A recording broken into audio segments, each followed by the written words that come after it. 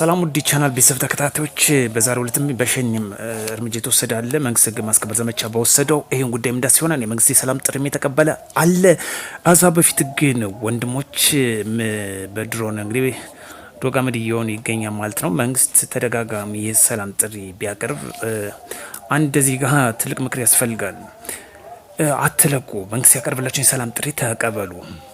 በጎንደር ጋይንት ተብሎ በሚታወቀው ላይ በተሰበሰበበት የድሮን ህግ ማስከበር ዘመቻ ላይ ተወስዷል። በቃ ስለዚህ አትለቁ፣ ዋናው እሱ ነው። መንግስት ያቀርብላችሁን የሰላም አማራጭ ተጠቀሙበት። በዚህ እንግዲህ ህግ ማስከበር ዘመቻ መንግስት በወሰደው ነው። ስለዚህ መንግስት ደግሞ የሰላም አማራጭ ክፍት አድርጎታል። ለሰላም ቅድሚያ እንስጥ። መንግስት ያቀርብልን የሰላም በር እንጠቀምበት። በሰላማዊ በሰለጠነ ሀሳባችን እናንሸራሽር። እዛ በፊት ግን የምስራቅ እዝ ሬጅመንት ማዕከላዊ እዝ ክፍለ ጦር ሬጅመንት በአሸባሪ ሸኔ ቡድን ላይ እርምጃ መውሰዱ ነው የተገለጸው። በተለይ እርምጃ ከወሰደበት መንግስት ማለት ነው ህግ ማስከበር ዘመቻው በምስራቅ ሐረርጌ ዳሪም ቀሌ ዋሻ ተብሎ በሚታወቅ ቀርሳ ወረዳ የጥፋት ተልእኮን ለመፈጸም በአካባቢ እየተንቀሳቀሰ የነበረው የአሸባሪ የሸኔ ቡድን ላይ በቀጠናው ተሰማርቶ ግዳጁን እየተወጣ የሚገኘው ሬጅመንት መምታቱን ነው የሬጅመንቱ አዛዥ ሌተናንት ኮሎኔል አዱኛ ገመቹ የገለጹት ማለት ነው። ስለዚህ በዚህም በተወሰደው ህግ የማስከበሩ ዘመቻ እንደገለጸው ማለት ነው በተወሰደው እርምጃ 17 እስከ መጨረሻው መደምሰሱን ሲገልጽ እስከ 14 የሚደርሱ ደግሞ እስከነሙ ትጥቃቸው መማረክ እንደተቻለ ነው። እንዲሁም ስናይፐርና ሌሎችም ተተኳሽ አጠቃላይ ምርኮ በማድረግ ገቢ ማድረጉን የተገለጸው። ስለዚህ ህግ የማስከበር ዘመቻውም አጠናክሮ እየቀጠለበት መሆኑ ገልጿል ማለት ነው። ስለዚህ ከጦርነት ትርፍ የለም። ዋናው ለሁላችንም ተጠቃሚና ትርፋማ ሊያደርግ የሚችለው የሰላምን አማራጭ መቀበሉና መከተሉ ነው። እዚህ ጋር ተይዞ የመንግስት የሰላም ጥሪ በተለይ በምዕራብ ጎጃም ዞን ታዳጊው እንግዲህ ብላቴና የመንግስት የሰላም ጥሪ ተቀብሎ ገብቷል።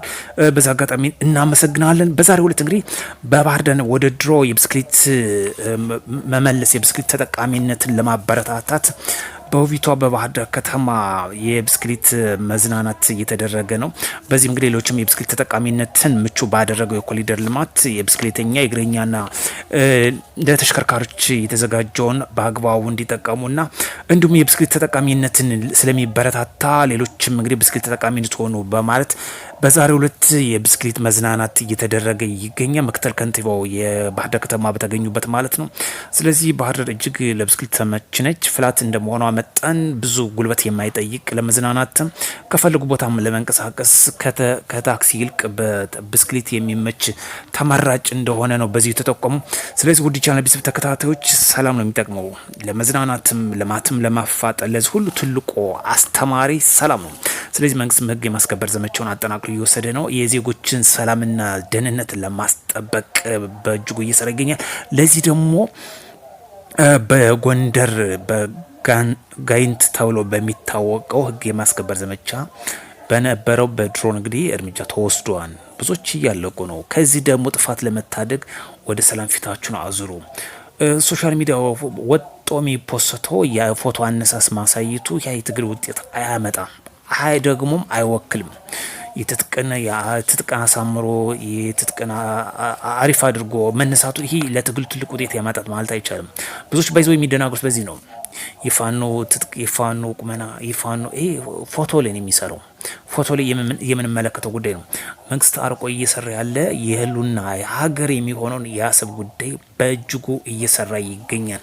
ለዚህ ደግሞ ሁላችንም ከመንግስት ጎን መሰለፍ አንዱ አመላካች ጉዳይ ነው።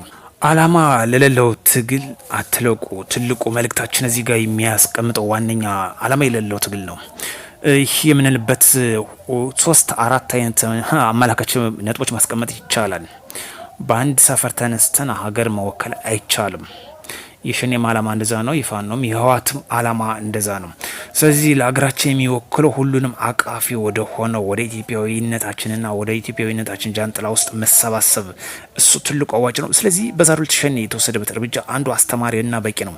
መንግስት ህግ ማስከበር ዘመቻ ባደረገው በዚህ ከፍተኛ ነው። በተለይ እነዚህ ምስራቅ ሐረርጌ ተብሎ ዳርም ቄሎ ዋሻ ተብሎ የሚታወቀው ቀርሳ ወረዳ በነዚህ ቀጠኖች ሲንቀሳቀሱ በነበረው ላይ ነው ከፍተኛ ኪሳራ ያስተናገደ መንግስት ሕግ ማስከበር ዘመቻውን አጠናክሮ የወሰደው።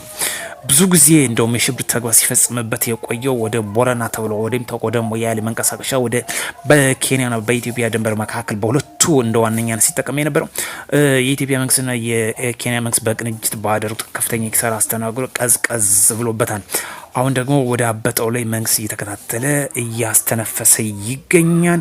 ስለዚህ ወደ አቃፊ ወደ ሆነ ወደ አንድነታችን መሰባሰብ ትልቁ ዋነኛ ፖይንት ነው።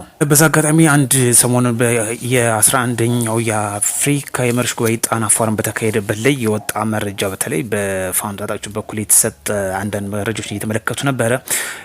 ስብሰባውን እንዳስተጓጎለ በአንዳንዶች ዘግበዋል። አንዳንዶች ደግሞ እርምጃ ወስደን ተሳክቶልናል ሲሉ ዘግበዋል። አንዳንዶች ደግሞ አስተጓጉለናል።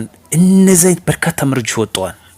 አንደኛ አስተጓጉለናል፣ ሁለተኛ እርምጃ ወስደናል፣ እንዳይሳካ አድርጋና ስብሰባውን አቋርጦ እንዲበተን አድርጋ እንደዚህ በርካታ መረጃዎች እየወጣን በእነሱ እያዩትኝ ስብሰባው ግን በተሳካ መልኩ ተጠናቆ እንደተመለሱ አንድ ቪዲዮ አስታውሻቸዋለሁ።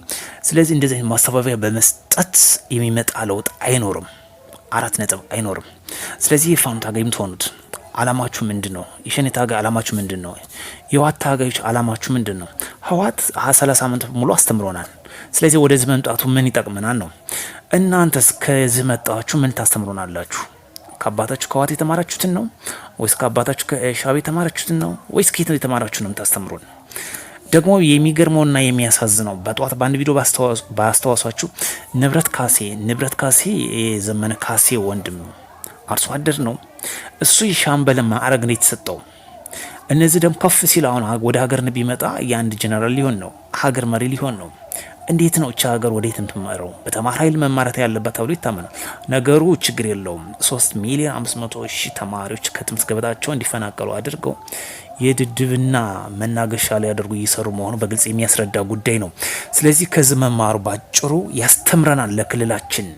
ውድ ቻናል ቤተሰቦች የሚጠቅመን እንደ ሀገር ማሰብ ብቻ ነው እንጂ ማንኛችንም የመጣንበት ሰፈር ይኖረናል። በሰፈር አስበ በሰፈር የምትንቀሳቀስ ከሆነ ከሰፈር ጋር ስትባለ ታልቃለ። ይህ ደግሞ ሁላችን እያጓዳችን የሚያንኳኩ ጉዳይ ነው። ለሰላማችን ትልቁ የሁሉም ዜጋ ማንነት ስለሚጠይቅ ነው። ደግሞ በዓለም ትልቁ ለውጥ ያመጣው በሰላም ብቻ ነው። በጦርነት ማንም ሲቀይር አላየንም። ስለዚህ ከበቂ በላይ አስተማሪዎች ከህወሓት ተምረናል። ቀሪ ወንድሞቻችን ከዚህ ብትማሩ መልካም ነው። የሚመጣ ለውጥ ደግሞ አይኖርም። 100 ጊዜ 100 ቢሆን አያመጡም።